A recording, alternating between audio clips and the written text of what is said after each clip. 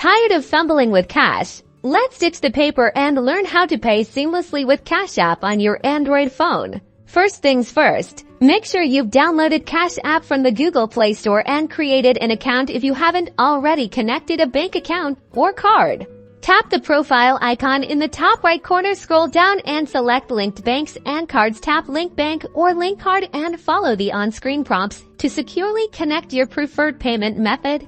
Now to send money. Tap the $ icon at the bottom center of the screen. This will bring up the payment screen where you can enter either the recipient's cash tag, phone number, or email address in the to-field. Double-check to ensure you've entered the correct information to avoid sending money to the wrong person. Next, enter the amount you want to pay in the amount field. Add a note describing the payment, like rent, lunch, or a simple thank you. Adding a relevant note is helpful for you and the recipient to keep track of transactions. Finally, review all the details carefully. Once you're sure everything is correct, tap Pay. Depending on your security settings, you might be prompted to enter your PIN or use fingerprint authentication to confirm the transaction, and that's it. Your payment is sent securely through Cash App.